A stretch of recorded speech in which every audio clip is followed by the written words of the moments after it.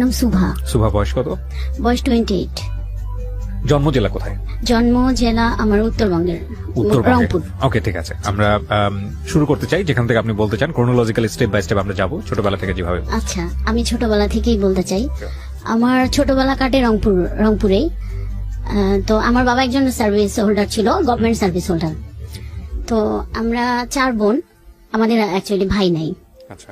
তো ছোটবেলা থেকে আমাদের ফ্যামিলিটা কিন্তু একটু রেস্ট্রিক্টেড, মানে আমার বাবা একটু রেস্ট্রিক্টেড, প্লাস হচ্ছে রেস্ট্রিক্টেড বলতে মানে কি বলে, মানে কনজারভেটিভ। হ্যাঁ, কনজারভেটিভ। ওকে, কনজারভেটিভ। তো আমার স্কুল কাটে রংপুরে। আমি যখন ক্লাস 1-এ ভর্তি হই তখনই আমার বাবা ট্রান্সফার হয়ে রংপুরে চলে আসে, মেইন শহরেই চলে আসে। ইভেন আমার বাবা ওইখানে হচ্ছে পরে আস্তে আস্তে ওখানে সেটেল হয়ে যায় আর কি। তো আমি রংপুরের একটা নামকরা স্কুলেই পড়ি। তো সেখানে আমি খুব ভালো স্টুডেন্ট ছিলাম, মানে ক্লাস 1 থেকে 5 পর্যন্ত আমি, মানে আমার মনে হয় না যে আমি কখনো সেকেন্ড হয়েছি। জি, আমি ফার্স্ট হয়েছি। এবং হচ্ছে ক্লাস 5-এর বৃত্তি পরীক্ষা আমি স্কলারশিপও পেয়েছি। Very good. বাট এইটা যে আমি স্কলারশিপটা পাবো আমি কখনো চিন্তা করি নাই, কারণ আমার ধারণা ছিল যে মনে হয় পাবো না। কিন্তু আমার আব্বু সবসময় বলতো যে না, পাবা না কেন। তো সেক্ষেত্রে আমার আব্বুর একটা বিরাট ভূমিকা আছে। দেখা যায় তো আব্বু সারাদিন অফিস করার পর এসে আমাকে পড়াইতো। হ্যাঁ, তো সেক্ষেত্রে আমার একটু বিরক্ত লাগতো। ছোট মানুষ ছিলাম তখন, একটু খেলতে যাইতে পারতাম না। তো আমি আম্মুকে বলতাম যে আম্মু, সবাই খেলে, আমি কবে খেলতে পারবো। আর আমাদের বাসা, আমাদের আমাদের অফিস থেকে, মানে আব্বুর অফিস থেকে আমাদের একটা কোয়ার্টার দিয়েছিল, সরকারি কোয়ার্টার। তো আমরা আমাদের ছোটবেলা ওইখানেই বেড়ে ওঠা। তো দেখা যাইতো যে আমার আরো যে 2টা ছোট ছোট বোন আছে, তারা খেলতো, আমি খেলতে পারতাম না। এই কারণে আমার নানান কমপ্লেন ছিল আমার আম্মু আব্বুর প্রতি। তারপরে এই আর কি, ওখান থেকে আমি খুব ভালো রেজাল্ট নিয়ে স্কুল শেষ করলাম। তারপরে আমি একটা গভর্নমেন্ট স্কুলে ভর্তি হইলাম। হওয়ার পর ওইখানে আমি ক্লাস, মানে এসএসসি পর্যন্ত খুব ভালোভাবেই আমার পড়াশোনা ছিল। তো এর মধ্যে নানান ধরনের প্রপোজাল পাই, যেটা হয় আর কি। তো আমার তখন কিন্তু সেই মুহূর্তে ওই ধরনের কোনো ইচ্ছা ছিল না, বুঝারও বয়সও হয় না, ইচ্ছাও ছিল না। কিন্তু আমার ভাল লাগতো, আমি খুব এনজয় করতাম। এবং প্রত্যেকটাই হচ্ছে আমি আমার আম্মুকে গিয়ে বলতাম, আম্মু জানো অমুক একটা ছেলে আজকে স্কুলে আসতে আমাকে চিঠি দিয়েছে। এবং প্রত্যেকটা চিঠি কিন্তু আমার আম্মু পড়তো। তো মানে আমার বাবাকে খুব ভয় পাইতাম। মানে যত স্কুল এসএসসি পর্যন্ত এসে আমার বাবার সাথে একটু গ্যাপ ক্রিয়েট হয়েছে, মানে তো একটু বড় হয়ে গেছি, তখন মনে হচ্ছিল যে একটু নিজের মতো চলবো। তো এইভাবে আমার স্কুল লাইফটা শেষ হইলো। এসএসসিও আমি মোটামুটি খুব ভালো করে মানে পাশ করে গেছি, যেটা এক্সপেকটেশন ছিল সেটা হয়তো পারি নাই, বাট রেজাল্ট খুব খারাপও হয় নাই। তো এরপরে আসলো আমার মেইন পয়েন্টও না, মানে আমার কলেজ জীবন। আমি গভর্নমেন্ট সরকারি ওমেন্স কলেজে ভর্তি হইলাম। ওখানেও ভর্তি হওয়ার পরে এই যে এখান থেকে কিন্তু আমার বাবার সাথে আমার আরো একটু বেশি গ্যাপ ক্রিয়েট হইলো। কারণ আছে কি? কারণ আছে বলতে, এই যে মানে আমি খুব ভালো স্টুডেন্ট ছিলাম, আমি সায়েন্স নিয়ে পড়াশোনা করছি। তো আমি খুব ভালো একটা স্কুলে চান্স পাইছিলাম। আনফরচুনেটলি আমি সায়েন্সে চান্স পাই নাই, আমি আর্টসে চান্স পাইছি। কিন্তু আমার আব্বুর খুব ইচ্ছা ছিল আমার একটা মেয়ে ডাক্তার হবে। ও এর মধ্যে একটা কথা বলি, সেটা হচ্ছে আমার বড় আপুর কিন্তু ক্লাস 9-এ কি 10-এ বিয়ে হয়ে গেছে, কারণ আমার বড় আপু খুব সুন্দরী ছিল। মানে এত পরিমাণ ছেলেদের অত্যাচার ছিল আমাদের, ফ্যামিলি থেকে দিয়ে দিয়েছে। কিন্তু আমার বড় আপু মানে বিয়ের পরেও কিন্তু সে কিন্তু মাস্টার্স কমপ্লিট করছে। আমার দুলাভাই বাইরে ছিল। তো এর মধ্যে আমি, বড় আপু তো শ্বশুর বাড়িতে চলে গেছে, ওখান থেকে পড়াশোনা, তো সে তার মতো আর কি সংসার জীবন করতেছে। তো আব্বু এখন চিন্তা করতেছে আমার একটা মেয়েকে তো আমি অনেক তাড়াতাড়ি বিয়ে দিয়ে দিছি, আর ওই মেয়েটার থেকে আমার এই মেয়েটা অনেক ভালো, পড়ালেখায় অনেক ভালো, বাকি 2টা তো এখনো ছোট ছোট। তো আব্বুর এটা ছিল যে তুমি সায়েন্স নাও। এখন আমার কথা হলো যে আমি খুব ভালো একটা স্কুলে চান্স পাইছি, মানে আমি ওই স্কুলটা ছাড়তে চাইতেছিলাম না। সায়েন্স আর্টস কোনো ফ্যাক্ট না। কিন্তু আব্বু এটা নিয়ে খুব একটু রিয়াক্ট করছে। আমি আর আম্মু অলমোস্ট ভর্তি হইতেও গিয়েছিলাম ওই স্কুলে। ঠিক যে টাইমে আমি ফর্মটা ফিল আপ করবো, ওই টাইমে আব্বু ফোন দিয়ে আম্মুকে বলছে যে না, আমি ওখানে পড়াবো না, তুমি ওকে নিয়ে আসো। আর ছোটবেলা থেকে আমরা যেটা দেখতাম যে আব্বু একটু খুব রাগী, আব্বু যেটা বলতো আম্মু সেটাই করতো, আর আমরা সেটাই করতাম। তো আম্মু আমাকে বললো যে যাই হোক, তোমার বাবা যেটা চাইতেছে সেটাও তো খারাপ না, তুমি একটু চেষ্টা করো, পাবা। কিন্তু আমার কেন জানি ভাইয়া তখন হয়েছিল যে আমি হয়তো সায়েন্সটা নিয়ে পড়তে পারবো না। কেন জানি আমার মনে হয়েছে যে আমি হয়তো এসএসসিটা যে পরিমাণ একটা রেজাল্ট আমার আশা ছিল সেটা হয় নাই, আমি মনে হয় সায়েন্সটা পারবো না। আমি আম্মু আব্বুকে কাউকেই বুঝাইতে পারিনি। আচ্ছা। তো আব্বু আমাকে কি করলো, নিয়ে আসলো ওখান থেকে।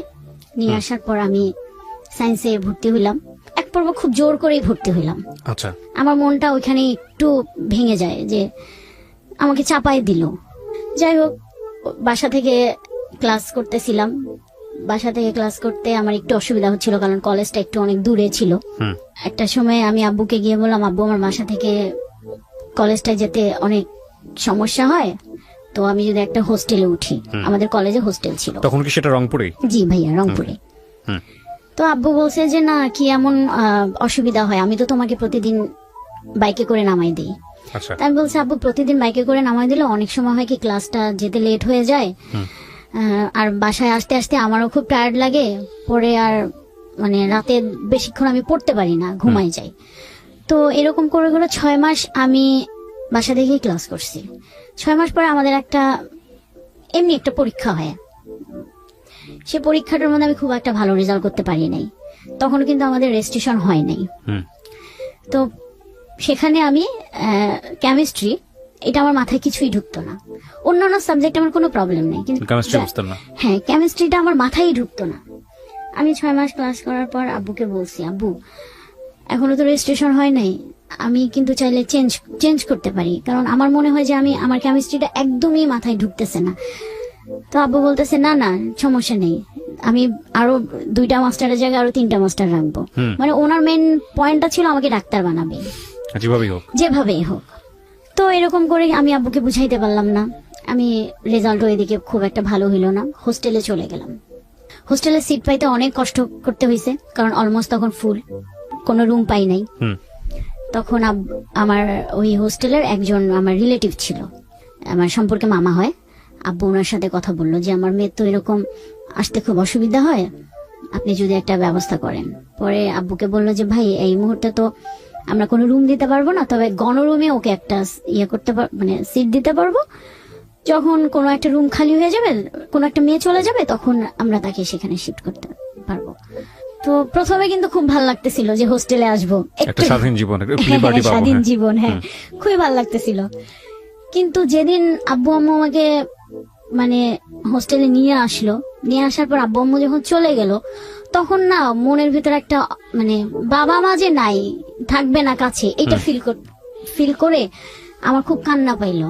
পরে আব্বু বললো যে আচ্ছা তুমি কান্নাকাটি করো না, আমার তো অফিস এদিকেই, আমি যাওয়ার সময় একবার দেখা করে যাব। আর আম্মু তো জানেনি ভাইয়া মায়েরা কি হয়। পরে আব্বুকে বলতেছিল যে মেয়েটাকে জোর না করলেও পারতা। যাই হোক, হোস্টেল জীবন আসলাম। 1 সপ্তাহ খুব খারাপ লাগছে, অ্যাডজাস্ট করতেও খুব কষ্ট হয়েছে, কিন্তু খুব একটা সমস্যা হয় নাই আমার, কারণ আমি আমার স্কুলের কিছু পরিচিত ফ্রেন্ড পাইছি। তো যে কারণে, এবং ওরা মোটামুটি আমার খুব ক্লোজই ছিল, যে কারণে আমার অ্যাডজাস্ট করতে সমস্যা হয় নাই। তো এইভাবে হোস্টেল জীবন কাটতেছিল। একটা পর্যায়ে গিয়ে আমি একটা রুম পাই, এবং ভাই আমার কপালটা এত ভালো, আমি যে রুমটা পাই সেখানে আমার ওই স্কুলের বান্ধবীরাই ছিল। 2 জন ছিল, আর 2 জন, আর একটা মেয়ে ছিল, সে আমাদের স্কুলের না, বাট ওর সাথেও কেন জানি মানে ওই একদিনেই খুব তাড়াতাড়ি আমরা ফ্রি হয়ে গেলাম। হ্যাঁ। তো এরপরে হোস্টেল জীবন খুব মানে ভালোভাবে কাটতেছিল, হাসি কান্না, দুষ্টামি, প্রচুর দুষ্টামি করতাম আমি আমার মনে আছে আমি দুষ্টামির জন্য ম্যাডামের মাইরও খাইছি কলেজে পড়ি।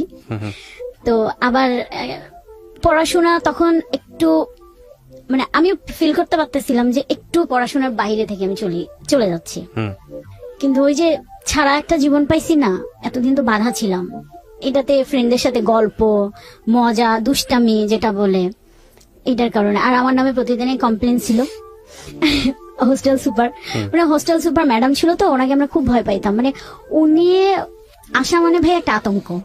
তারপর এইভাবে আমার এসএসসি রেজাল্ট ফার্স্ট টাইমে একটু খারাপ হইলো। HSC or SSC? না এইচএসসি, ইন্টারমিডিয়েট। ওকে। প্রথম আমার খারাপ হয়ে গেল, আমি রেজাল্ট বের হইলো, তখন আমি মানে বোর্ড পরীক্ষা খারাপ করলেন? বোর্ড পরীক্ষায় খারাপ হয়েছে। সেকেন্ড টাইম আবার দিয়েছেন? হ্যাঁ, সেকেন্ড টাইমে আবার দিয়েছি। ওই রেজাল্টটা খারাপ যখনই হইলো তখনই মানে আব্বুর সাথে আবার আরো দূরত্ব বেড়ে গেল। কারণ আমার থেকে আমার বাবা বেশি কষ্ট পাইছে। কারণ আমার বাবার খুব ইচ্ছা ছিল যে আমি যদি পাশও করতাম, বাবা যেভাবেই হোক আমাকে মেডিকেলে পড়াইতো। আচ্ছা আচ্ছা, প্রাইভেটে হলো। এবং রেজাল্ট যখন আসলো, আমরা রেজাল্ট শিট পাওয়ার কিছুদিন পর আমার মার্কশিটটা পাই না, তখন দেখা গেল যে আমি সায়েন্সের যে সাবজেক্টটা কেমিস্ট্রি ফেল করছি। হ্যাঁ, বাকিগুলো আমার মোটামুটি ভালোই ছিল। তো আব্বু ডিসিশন নিল আমাকে কেমিস্ট্রিতে আবারই পরীক্ষা দেওয়া হবে। আমি আব্বুকে তখন বলছি, না আব্বু, তাহলে আমি আর পড়াশোনাই করব না, কারণ আমার মাথায় ঢোকে না। আমার যদি না ঢোকে, আমি নিতেই পারতেছি না, তাহলে আমি কিভাবে পড়বো? তখন যাই হোক আমার আম্মু অনেক বুঝাইলো, আম্মু খুব সাপোর্ট করছে, এখনো আম্মু খুবই সাপোর্ট করে আমাকে। আম্মুর সাপোর্ট করার পর আব্বু একটা সময় বুঝলো, কিন্তু আব্বুর মন থেকে ওটা আসলো না। যাই হোক আমি পরের বার নতুন করে আবার ভর্তি হইলাম হিউম্যানিটিস না ভাই, আমি কমার্সে ভর্তি হইলাম। তখন আব্বু বললো, ঠিক আছে হিউম্যানিটিস না, কমার্সে তুমি ভর্তি হও। কমার্সে ভর্তি হইলাম। যাই হোক কমার্সের রেজাল্ট আমার খুবই ভালো হইলো, খুব ভালো বলতে মোটামুটি ভালো। তারপরে এখন ভার্সিটি পরীক্ষা, অনেকগুলো ভার্সিটির পরীক্ষা দিয়েছি, কিন্তু আমি চান্স পাইনি। ঢাকা ভার্সিটিতে আমি ইংলিশে ফেল করছি, নাহলে আমার অনেক ভালো স্কোর ছিল, ইংলিশে ফেল না করলে আমার মনে হয়ে যাইতো। এইটাতেও আব্বু বড় একটা ধাক্কা খাইলো। তারপরে আমি তখন চিন্তা আসলো, আমার সব ফ্রেন্ডরা ঢাকায় ভর্তি হইতেছে, আমি ঢাকায় ভর্তি হব। আব্বুর আগে বললো, আমি তোমাকে আর ঢাকা টাকায় কোনো কিছু নেই না, রংপুরে আমাদের এখানে রংপুরে আমাদের এখানে ভার্সিটিও আছে, যেটা রোকেয়া বিশ্ববিদ্যালয় এখন হয়েছে, আর খুব ভালো একটা নাম করা জাতীয় বিশ্ববিদ্যালয় আছে। তো বললো যে এই দুইটার মধ্যে তোমাকে আমি একটা ভর্তি করাই দেবো। কিন্তু আমার ওই যে ঢাকায় আসবো, আমি সব ফ্রেন্ডরা ঢাকায় গেছে, ওরা সবাই ঢাকা থেকে বাসায় আসবে, আমার সাথে দেখা হবে, আমি এখানে এখনো পড়ে আছি। কারণ মানে এমনও স্টুডেন্ট ঢাকায় ভর্তি হয়েছে, আমার কাছে ওইটাই মাথার মধ্যে ঢুকছে যে তারা আমার থেকে মানে অনেক খারাপ স্টুডেন্ট ছিল, আমি তো ভালো ছিলাম, আমি কেন ঢাকায় পড়বো না? সে এসে বলবে আমি ঢাকায় পড়ি, আমার এটা কেমন লাগবে না? এই একটা জেদ থেকে আব্বু আমার জেদের কাছে পারলো না। আর আব্বু বলছে, ঠিক আছে আমি ঢাকায় তোমাকে ভর্তি করাই দিই। তো আমার এক ভাইয়া তখন মার্চেন্ডাইজিং এ পড়াশোনা করে শান্তমরিয়ামে, ভাইয়ের সাথে কথা বললো। আমাদের ঢাকায় তখন মোটামুটি রিলেটিভ থাকলেও মানে ওই রকম কারোর সাথে তেমন কোনো আমাদের যোগাযোগ ছিল না। আমার ওই ভাইয়া ছিল আমার মেজো মামার ছেলে। তো আব্বু ভাইয়ার সাথে কথা বললো, তো ভাইয়া আমাকে বললো, আচ্ছা ঠিক আছে, মানে আব্বুকে বললো যে ঠিক আছে ফুপা, আপনি তাহলে ওকে নিয়ে আসেন, আমি দেখি এখানে ফর্ম। তো আমার আবার ইচ্ছা ছিল ফ্যাশন ডিজাইনিং এ পড়বো, শান্তমরিয়াম। তো শান্তমরিয়াম ফ্যাশন ডিজাইনিং এ পড়বো। আব্বু এটাতে রাজি হইলো যে আচ্ছা ঠিক আছে পড়ো, এখন আমি তোমাকে কোনোটাই বাধা দেবো না, তোমার যা ভাল লাগে তুমি পড়ো, কারণ you are out of my track. হ্যাঁ, পরে ফ্যাশন ডিজাইনিং এ পড়বো, এই একটা খুবই মানে এক্সাইটেড। আমি ঢাকায় আসলাম, যেদিন আমি ভর্তি হব ওই দিন আমি ফর্ম ফিল আপ করবো, ঠিক ওই মুহূর্তে আবার আমার বাধা। আমার ওই ভাই আমার বাবাকে বুঝাইলো, না না ফ্যাশন ডিজাইনিং এ মেয়েরা পড়ে না, তো মেয়েরা উচ্ছৃঙ্খল, মানে খুবই অধ্যত টাইপের হয়, তো দরকার নেই, ওকে বিবিএ তে ভর্তি করাই দেন। এই যে আমার বাবার মাথায় ওখানে ঢুকাইলো। আমার বাবা চিন্তা করলো, তাই তো আমাকে ছাড়া ফ্যামিলি ছাড়া থাকবে যদি আমার মেয়েটা এরকম হয়ে যায়। তো আমাকে ওইখানে আব্বু আবার বললো যে না, ফ্যাশন ডিজাইনিং এ পড়া যাবে না, তুমি এটাতেই ভর্তি হও, না হলে তুমি আমার সাথে চলো। কি আর করার, ভার্সিটিতে ভর্তি হইলাম। প্রথম ক্লাস সবকিছুই মিলে খুবই ভালো লাগলো। তো আমাদের ভার্সিটিতে হয়েছে কি ভাইয়া, একটা আমার 5 জনের একটা গ্রুপ হয়েছে। আর আমার না ছোটবেলা থেকে একটা খুব মানে কি বলবো, আমি মেয়েদের সাথে খুব কম মিশতাম, জানি না কেন, মানে আমার ছেলে ফ্রেন্ড ছিল প্রচুর, ছেলেদের সাথে আমি কমফোর্ট, এটা হয় ন্যাচারালি, যার যেটা ভালো লাগে। তো আমার ওই গ্রুপের মধ্যেও দেখা গেছে যে মানে আমি আর আমার একটা বান্ধবী আর বাকি 3টা। তো এরকম চলতেছে।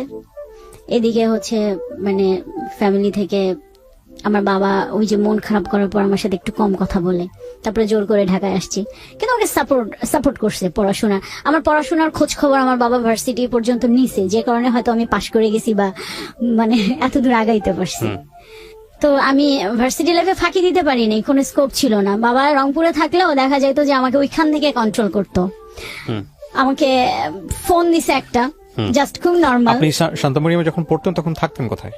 আমি তখন সাবলেট? হ্যাঁ, তখন না, ফার্স্ট টাইমে আমি হচ্ছে আপনার হোস্টেলে উঠছিলাম, কিন্তু আমার 6 মাস পরে তখন তো আমি নতুন ঢাকায়, আর আমি কিছু বুঝিও নাই। আমার পানিতে একটা প্রবলেম হয়েছিল, যেটা হয় আর কি সাধারণত ঢাকায় আসলে। শুধু জন্ডিস না, আমার অনেকগুলা রোগ হয়েছে। তো আমার টাইফয়েড হলো, এবং এত খারাপ অবস্থা, আমি আইসিইউতে ছিলাম। আচ্ছা।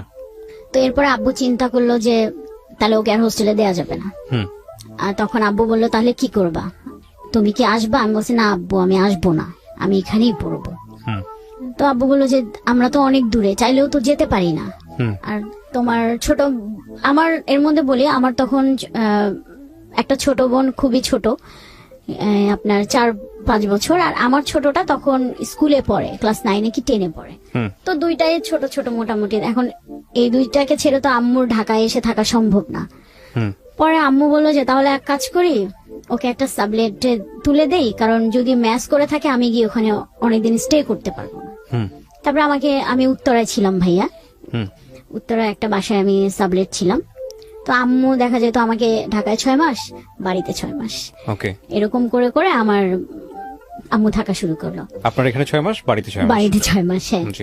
এর মধ্যে হইলো তখন আমি আমার 4th সেমিস্টার,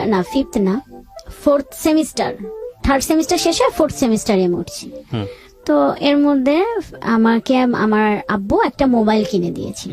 আচ্ছা, এই প্রথম মোবাইল, এই প্রথম বলতে আমার এই প্রথম অ্যান্ড্রয়েড যে মোবাইল, আপনার স্যামসাং একটা মোবাইল কিনে দেয়। এরপরে তো আমি সবাই চিন্তা করলাম যে আমার এতদিন ছোট মোবাইল ছিল, আমি তো ফেসবুক ইউজ করতে পারতাম না। তো আমি একটা ফেসবুক অ্যাকাউন্ট খুলি। ফেসবুক অ্যাকাউন্ট খোলার পর ওই নানান ধরনের ফ্রেন্ডের সাথে গল্প, আড্ডা, এটা সেটা। কিন্তু এর মধ্যে আমি যতই দুষ্টামি করি না কেন, পড়াশোনাটা করতাম। আমি যে 1 ঘন্টায় পড়তাম, আমি 1 ঘন্টা পড়াশোনাই করতাম। সবার সাথে আড্ডা, আমাদের একটা গ্রুপও হইলো ভার্সিটির। তো এখানে মজা টজা, তো সবকিছু মিলেই ভালো একটা সময়, ভালো আমার মনে হয় সব থেকে বেস্ট সময় আমার ভার্সিটি। হ্যাঁ, 3rd সেমিস্টার তখন আপনি? হ্যাঁ, 3rd সেমিস্টারে। 3rd সেমিস্টার শেষ হয়ে 4th সেমিস্টারে আমি উঠবো। এর মধ্যে ফেসবুক আমার 3rd সেমিস্টারের পরীক্ষা, আমার ফাইনাল পরীক্ষা শেষ হয়েছে, আমি বাড়িতে গিয়েছি। তো আমার যতটুকু মনে পড়ে, ওটা একদম আমাদের রংপুরে তো অনেক শীত, ডিসেম্বর মাসটা প্রচন্ড শীতের টাইম। তো ওই আমি তখন বাড়িতেই ছিলাম, পরীক্ষা শেষ হয়েছে, বাড়িতেই ছিলাম। তো এর মধ্যে হচ্ছে ফেসবুকে অনেকদিন পর ওই যে ঘাটাঘাটি করতে করতে একটা মেসেজে গিয়ে আমার চোখ আটকাইছে। এখানে একটু কথা বলি ভাইয়া, সেটা হচ্ছে যে আমি স্কুল লাইফ বলেন, কলেজ লাইফ বলেন, ভার্সিটি লাইফ বলেন, আমার ছোট থেকে একটা না জিনিস কাজ করতো। অনেক আমাকে অনেকে প্রপোজ করছে, অনেক ছেলেরা করছে, কিন্তু এই যে প্রেম, যে বিষয়টা প্রেম করব, এই জিনিসটা না সিরিয়াসলি সারা একটা রিলেশনশিপে যাব, এই জিনিসটা আমার তখনো পর্যন্ত আসতো না। আর আমার ছোটবেলায় থেকে একটা জিনিস ছিল, না আমি কেন একই ক্লাসের ছেলেদের সাথে প্রেম করব, কেন আমি অন্য বড় ভাইদের সাথে প্রেম করব। আমার না ছোটবেলা থেকে আমি জানি না, মাথায় একটা জিনিস ঘুরতো, আমার থেকে 10-12 বছরে বড় হবে এরকম কেউ আমাকে প্রপোজ করলে আমি এদের সাথে প্রেম করব। এরকম একটা আমার ছিল, জানি না কেন। তো বাসায় ওই টাইমটায় কোনো কাজ নেই, পরীক্ষা টরীক্ষা শেষ হয়েছে। আর তখন ওই টাইমটা আমাদের বাসায় আবার খুব সব আত্মীয় স্বজন ছিল, বলতে আমার বড় বোন আসছে অনেকদিন পর। এটা নিয়ে পুরো একটা বাসার একটা খুব ভালো মোমেন্ট ছিল। তারপরে তো আমি একদিন শুয়ে আছি দুপুরবেলা, হঠাৎ করে আমার একটা মেসেজটা অনেকদিন আগে পাঠাইছে, আমি এটা খেয়াল করি নাই। আমার এখনো মনে আছে, 25 তারিখ হবে। কেউ একজন, তখন চেনেন না আপনি? হ্যাঁ, চিনি না। সে আমাকে একটা মেসেজ দিছে, সে ডিরেক্ট এইভাবে বলছে, তোমাকে আমার ভাল লাগে, আমি তোমাকে সাথে রিলেশন করব, তুমি যদি রাজি থাকো আমাকে ইয়েস বলো, না থাকলে এই পর্যন্ত স্টপ। এটা কি ফেসবুকের ইনবক্স করেছে? ফেসবুকে ইনবক্স করেছে। চিন্তেন আপনি আইডি দেখে চেনা গেল ছেলেটাকে নাকি ফেক আইডি? আমি তখন খেয়াল করিনি আইডিটা। আমি না ওই রকম একটা মেসেজ দেখে আমার খটকা লেগেছে যে কে, খটকা থেকে আমার বেশি একটা ইন্টারেস্ট লেগেছে। কেন লেগেছে যে সে একদম আমাকে ডিরেক্ট বলছে। তো আমি কিছুক্ষণ চিন্তা করছিলাম, ওটা নিয়ে চিন্তা করে কি রিপ্লাই দেবো। আমি ভাবলাম যে না থাক, এরকম কতজনে কি দেয়, রিপ্লাই দেবো না। হুম তো আমি ওই দিন আর রিপ্লাই দিই নাই, কিন্তু আমার মাথার মধ্যে কিন্তু ওই জিনিসটা আছে, হুম কে কে কে না একটু আমি দেখতেই তো পারি। একদিন পর আমি ফেসবুকে মানে তার চিন্তা মানে প্রোফাইলটা গিয়ে আমি ভালো করে দেখতেছিলাম। তো দেখতে মানে প্রথম প্রোফাইল পিকচারটা দেখেই না আমার চোখটা আটকে গেছে। মানে আর আমি বলি আমার খুব লম্বা ছেলেদের প্রতি একটা উইক কাজ করে। ওকে ওকে ছেলেটা না খুব লম্বা, ওকে মানে খুব স্মার্ট, যা হয় কি ছেলেরা স্মার্ট, মেয়েরা যেরকম একটা ছেলে মানে পছন্দ করে আর কি, পছন্দ হ্যাঁ। করে, মানে তাদের হচ্ছে স্বপ্নের নায়ক থাকে না, যে মানে স্বপ্নের একটা চিন্তা করে যে এরকম হবে ওরকম হবে, ঠিক হুম ওরকমই ছিল। তো আমার না দেখে খুব ভালো লাগতেছিল।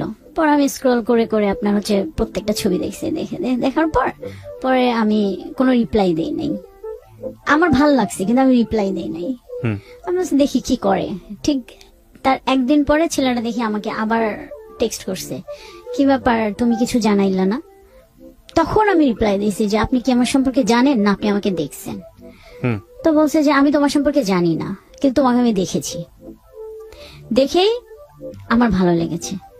আচ্ছা তো এরপরে আমি মেসেঞ্জারে বেশ কিছুদিন কথা টথা হয়েছে, বেশ কিছুদিনও না, আপনার 25 তারিখেও পাঠাইছে আর 31 তারিখে গিয়ে মানে ওর সাথে আমার কথা হয়েছে, ফার্স্ট ফোনে কথা হয়েছে। এই কয়দিন শুধু আমাদের মানে মেসেজিং এ কথা হইতো। হুম ও আমাকে নাম্বার দিছে, দিয়ে বলছে যে তোমার মন চাইলে তুমি আমাকে ফোন দিও।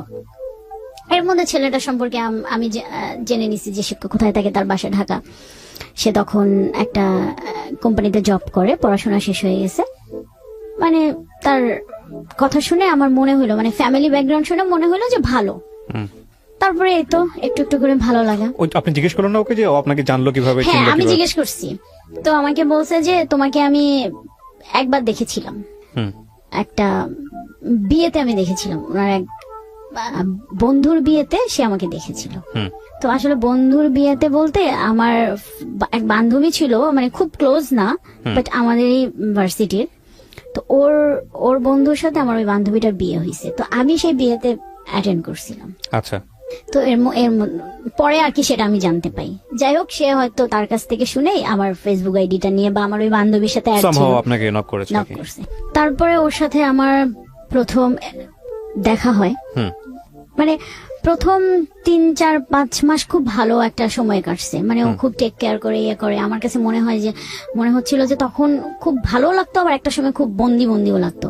কারণ প্রত্যেকটা কাজে সে ইন্টারফেয়ার করতো।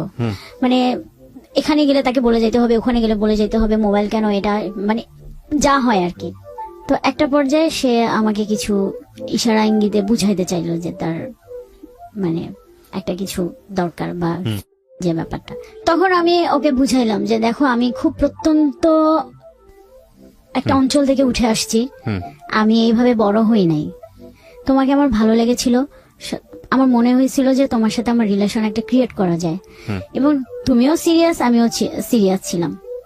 তো ব্যাপারটা হচ্ছে, তো তুমি যেটা করতে চাচ্ছ সেটা এই মুহূর্তে সম্ভব না। আমি খুবই একটা কনজারভেটিভ ফ্যামিলি থেকে উঠে আসছি, তো আমাদের যদি মানে যা হবে বিয়ের পর। কিন্তু সে তখন ঠিক আছে, ওকে আমি তোমাকে একটু পরীক্ষা করলাম, দেখি এখনকার মেয়েরা অনেকে হয়, এইভাবে সে আমার ব্রেন ওয়াশ করতো। সব থেকে ব্যাপার যেটা ভাই আমার জন্য খুবই একটা মানে শকিং একটা ব্যাপার, সেটা হচ্ছে যে ওর সাথে আমার ব্রেকআপ হওয়ার কারণটা হলো, আমার যে খুব ভালো ফ্রেন্ড ছিল, সামহাউ সে তার সাথে কোনো একটা ভাবে কানেক্ট হয়ে যায়। আচ্ছা, কানেক্ট হওয়ার পর তাদের মধ্যে একটা রিলেশন ক্রিয়েট হয়, যেটা আমি জানতাম না। মানে সে আমাকে বুঝতে দেয় নাই। মানে হয় না যে অন্যদিকে ডাইভার্ট হয়ে গেলে আমার দিক থেকে সরে আসা বা একটু সময় কম দেওয়া, মানে আমি কোনোভাবেই বুঝতে পারি নাই। তো একদিন যখন ব্যাপারটা আমার সামনে চলে আসলো, খুব বাজেভাবেই সামনে চলে আসছে, তখন আমার অবস্থাটা এতটাই খারাপ ছিল, আমি ওকে মানে তখন ওর প্রতি আমার এত একটা ব্যাড ইমপ্রেশন যেটা বলেন, মানে এত একটা খারাপ অনুভূতি তৈরি হইলো যে আমি ওকে যে জিজ্ঞাসা করব সেই রুচিটাও আমার হয় নাই। মানে আমার কাছে মনে হলো যে এটাই কি লাইফের একটা পার্ট, এটার জন্য কি মানে এত বড় একটা মানে সে আমাকে কষ্ট দেবে? ওই যে ওইখান থেকে আমার মাথার মধ্যে একটা ইয়ে ঢুকছে যে এটাই বুঝি লাইফের একটা পার্ট, ভালোবাসা কিছু না। আমার তো কোনো কমতি ছিল না, কিসে কমতি, এটাই আমার সবসময় মনে হইতো। আচ্ছা, তো এরপরে যাই হোক, সে অনেকবার আমার সাথে যোগাযোগ করার চেষ্টা করছিল। আমার ওইখান থেকে ওই দিনের পর থেকে একদমই টোটালি ক্লোজ। এরপরে আমার মাঝখানে খুব বাজে একটা অবস্থা গিয়েছিল, কারণ রিলেশন ব্রেকআপ হয়ে গেছে, একটা এতদিনের অভ্যাস আমার এই একটা ঘটনাকে কেন্দ্র করে আপনার রিলেশনশিপ ব্রেকআপের দিকে চলে গেল। চলে গেছে। ওকে, তো তখন আমি চিন্তা করলাম না, আমি আর কোনো রিলেশনশিপেই জড়াবো না, আমার এসবের দরকার নাই, আমি পড়াশোনা করি। আচ্ছা, বাট এটা নিয়ে আপনার মধ্যে মেন্টালি কোনো ইফেক্ট তৈরি হলো না? মেন্টালি ইফেক্ট তৈরি হয়েছিল, কিন্তু তখন আমার ফ্রেন্ড আমাকে খুব সাপোর্ট দিছে যে তুমি পড়াশোনায় মনোযোগ দাও, অন্য কোনো মানে কাজকর্মে বেশি বেশি করে তুমি ইয়া করো, ফোকাস করো, পড়াশোনাটা করো। ওকে, তারপরে আমার সব থেকে, আমি আম্মুর কথা না বললেই হয় না, আম্মু আমাকে খুবই সাপোর্ট করছে। ওকে, বাট আপনি শেয়ার করেছিলেন সবার সঙ্গে যে হ্যাঁ, আমার আমি এরকম আমার একটা আম্মুর সাথে ঘটনা। শেয়ার করছি। Okay, fine, আম্মু very- খুবই very- সাপোর্ট করছে, আম্মু আমার সাথে ফ্রেন্ডের মতো মেলামেশা করছে। তো যে কারণে না মানে আমার ফ্যামিলি বলেন, আমার ফ্রেন্ড সার্কেল বলেন, আমি না খুব তাড়াতাড়ি ওইটা কাটায় আসছি। কিন্তু ভাইয়া কাটায় আসলে ওই যে আমার মাথার মধ্যে ওইটা চেপে বসছে যে আসলে ভালোবাসা কিছু নাই, ভালোবাসা যদি আমরা ধরে রাখতে চাই তাহলে এটা দরকার, নাহলে এত ভালোবেসেও আমি একটা মানুষকে কেন ধরে রাখতে পারলাম না। আচ্ছা, আমার মাথার মধ্যে ওইটা চেপে বসছে। যাই হোক, তারপরে আমার এরকম কোনো ইয়ে ছিল না, আমি পড়াশোনা শেষ করলাম। আমি 2016-তে হ্যাঁ, আমার বিবিএ শেষ হয়ে গেল। ওকে, এর মধ্যে আমি মানে জব সার্চ করতেছিলাম যে পড়াশোনা তো হয়ে যায়, আমি একটা জব সার্চ করি। ওকে, তো জব সার্চ করতে করতে সামহাও আমি একটা জবে ঢুকে পড়ি। ওকে, ওখানে আমার জব ভালোই চলতেছিল, আমার কোনো মানে অন্য কোনো প্রবলেম ছিল না, মানে রিলেশনশিপ এগুলো ধরনের কোনো প্রবলেম নাই। ফ্যামিলির সাথে আমার আন্ডারস্ট্যান্ডিং ভালো, আমার ফ্রেন্ডদের সাথে আমার আন্ডারস্ট্যান্ডিং ভালো, এই যে দুষ্টামি মজা, ফ্যামিলি ফ্রেন্ড, খুবই ভালো একটা জীবন আমি পার করতেছিলাম। ওকে প্রিয় শ্রোতা, ছোট্ট একটা বিরতি নেবার আগে আপনাদের সবার জন্য বলছি, ঢাকা এফএম এর আরো একটি ইউটিউব চ্যানেল যেখানে আপনারা আমাদের এই অনুষ্ঠানগুলোর ভিডিও কন্টেন্ট দেখতে পাবেন। আপনারা সবাই চ্যানেলটি সাবস্ক্রাইব করুন। আমাদের চ্যানেলটির ঠিকানা হচ্ছে www.youtube.com/iloveDhakaFM। আমার এই অনুষ্ঠানগুলোতে যদি আপনি অংশগ্রহণ করতে চান, আমাদেরকে ফোন করবেন। আমাদের ফোন নাম্বারটি হচ্ছে 09611904904। আমি আবারও বলছি 09611904904। ওকে, ছোট্ট একটা বিরতি। জীবন গল্প, জীবন গল্প, জীবন নাটকের চেয়েও নাটকীয়।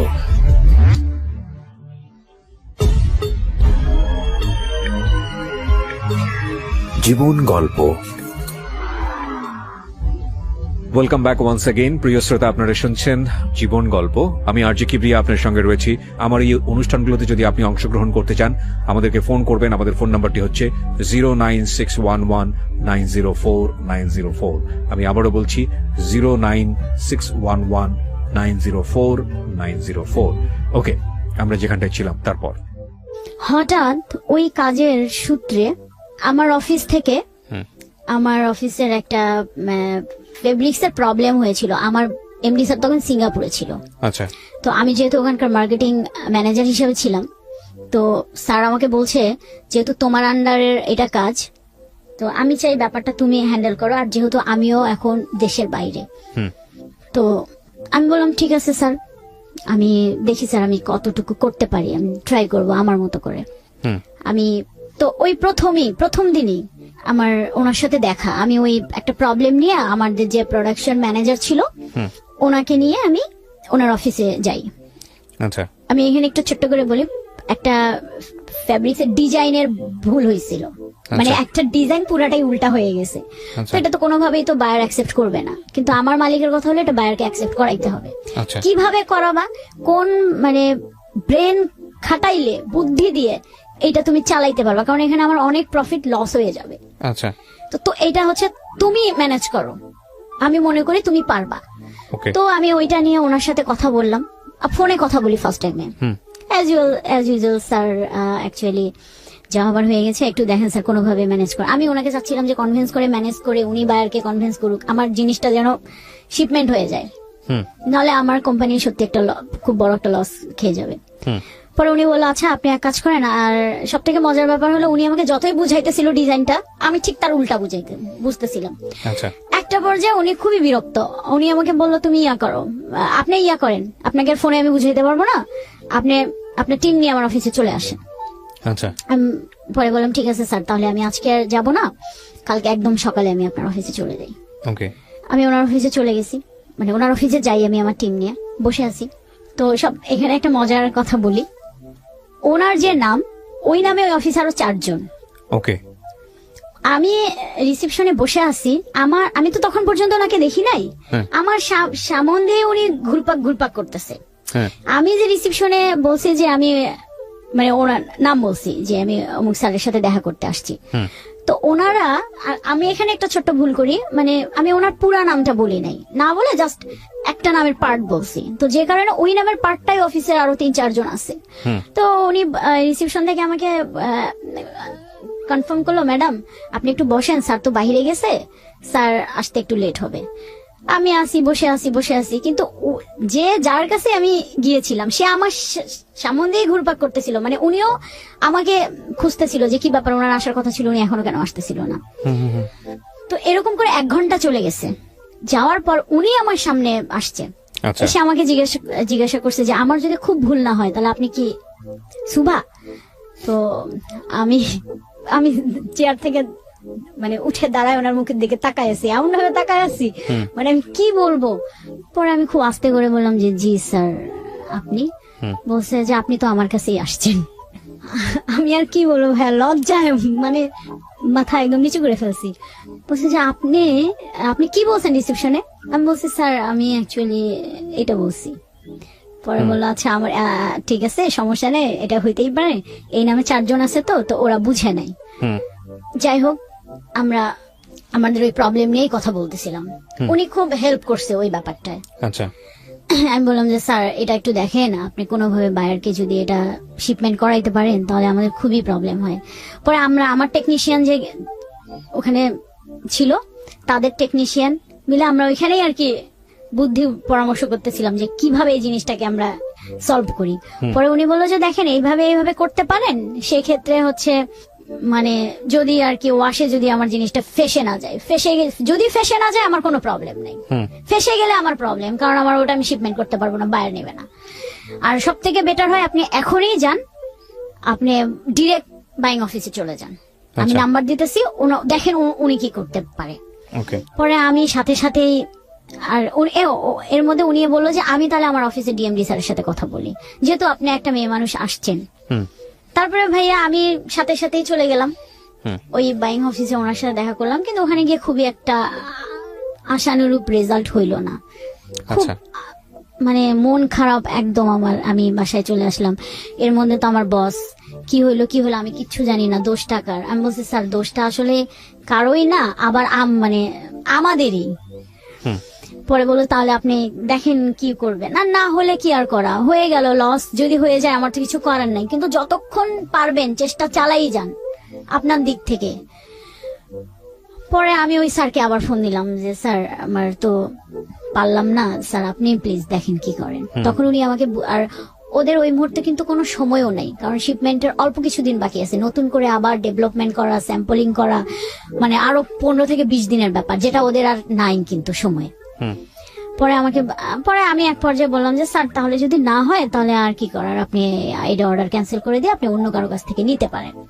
তখন বললো যে না এটা কোনো তো সলিউশন না, এখন এই আমার সময় হাতে মাত্র 4-5 দিন আছে আমার শিপমেন্টের, আমি এখনো কিছুই শুরু করি নাই, আমার কাটিং এর লোকজন বসে আছে, লাইন বসে আছে, আপনি এসব কি উল্টাপাল্টা কথা বলেন।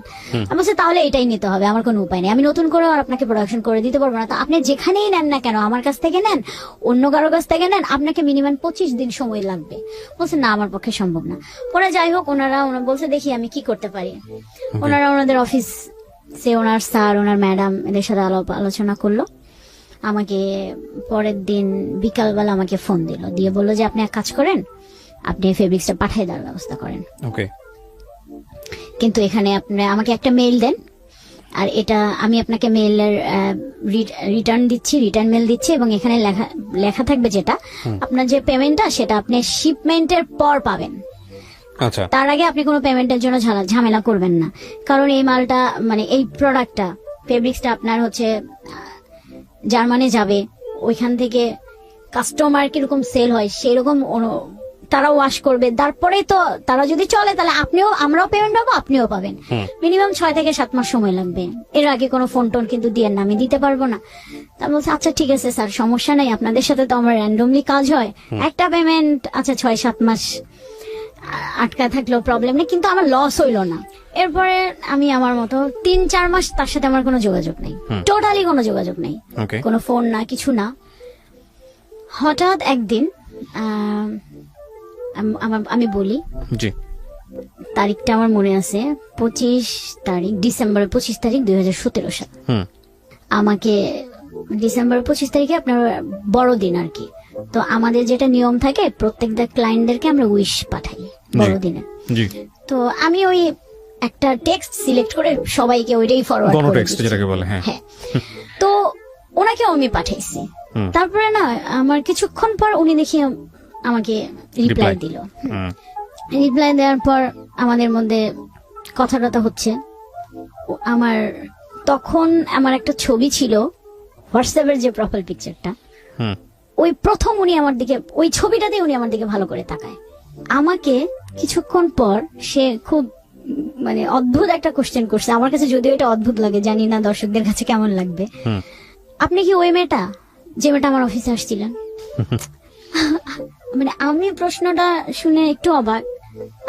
আমি আস্তে করে রিপ্লাই দিলাম, জি স্যার আমি ওই মেয়েটা।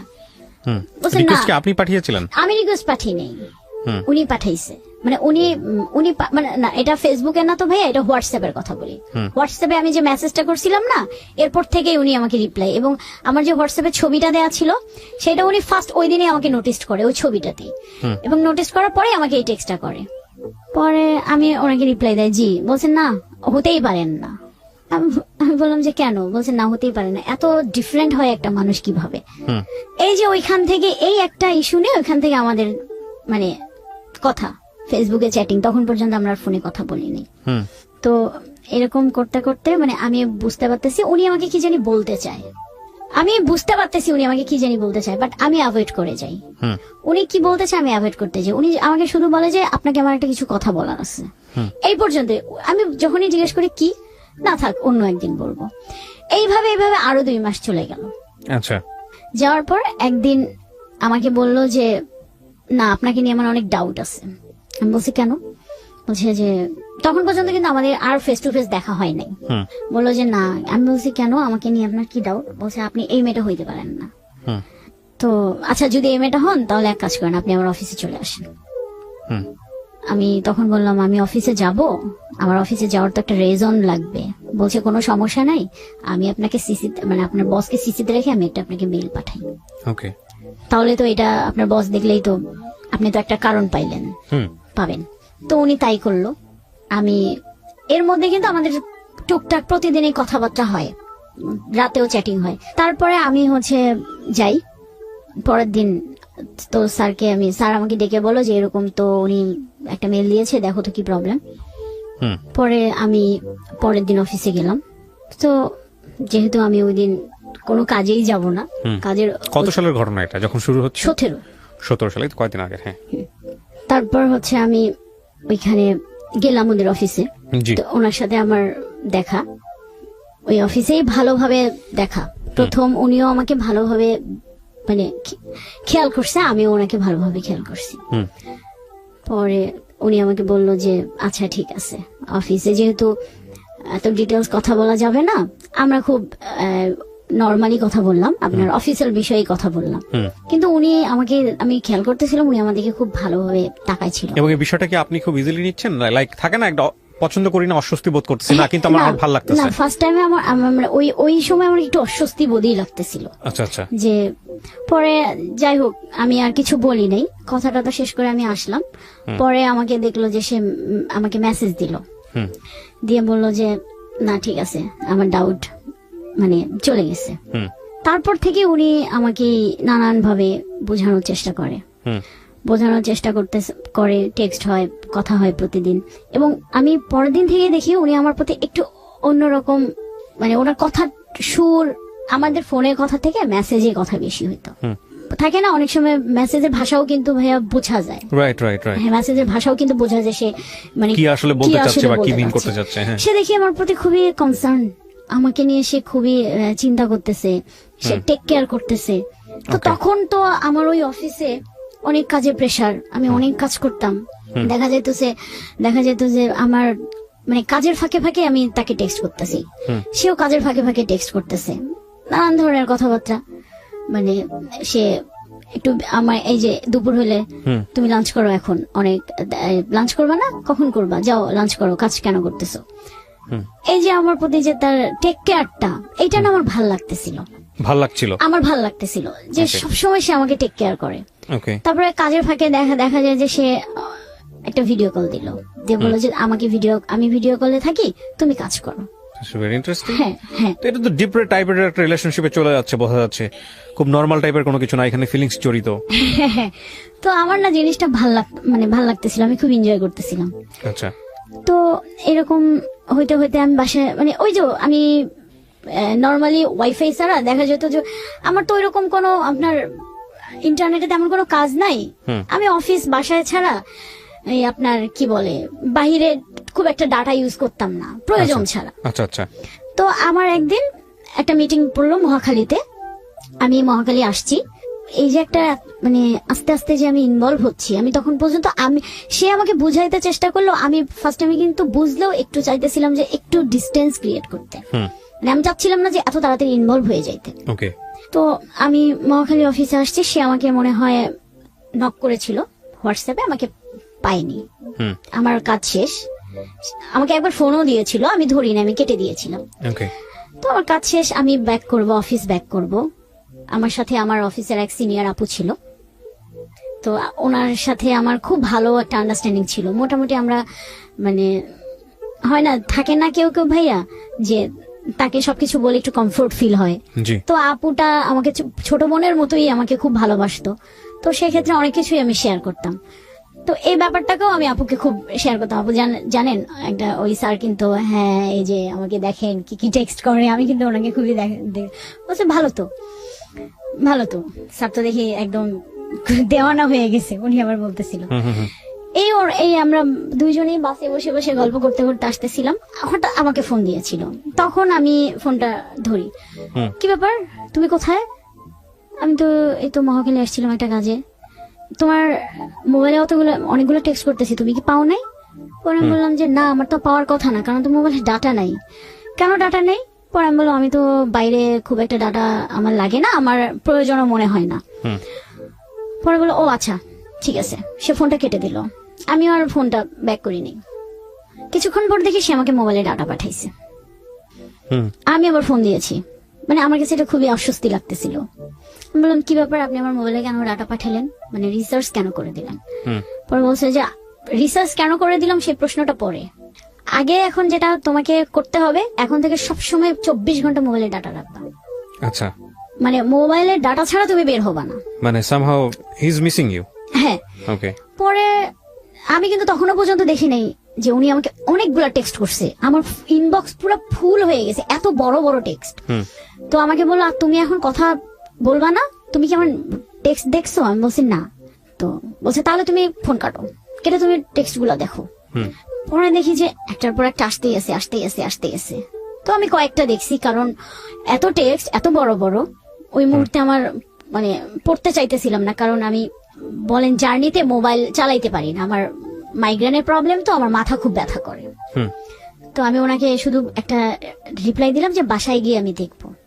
আমি আমার মতো, তা সে আমাকে মিস করতেছে, বাট তখন পর্যন্ত আমার সেই মিসিং ভাবটা আসেনি। আমি আমার মতো অফিসে গেলাম, কাজ করলাম, বাসায় আসলাম, এর মধ্যে টুকটাক তো কথাবার্তা হচ্ছেই। বাসায় আসার পর সে আমাকে আবার ফোন দিচ্ছে, বাসায় ঢুকছো? হ্যাঁ।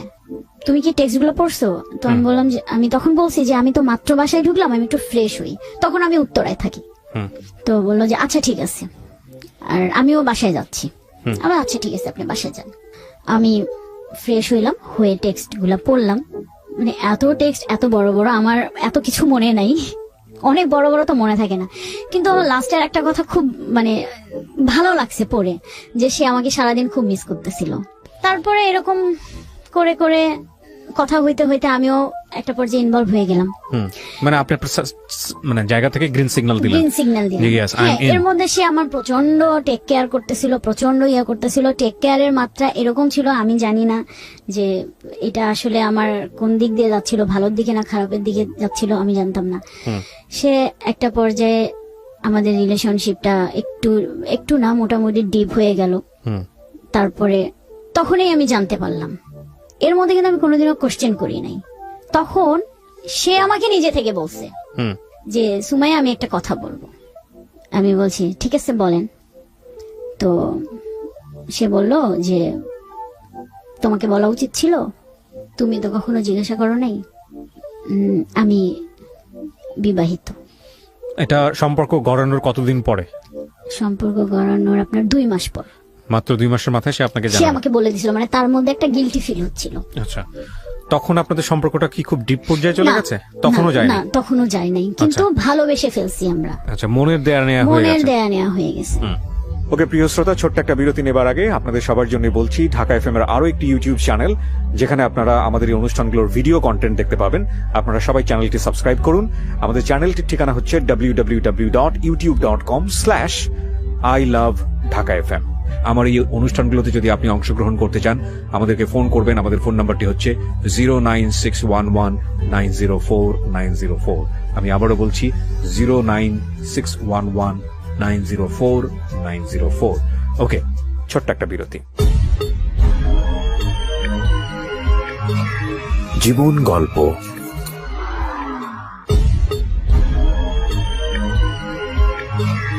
জীবন গল্প।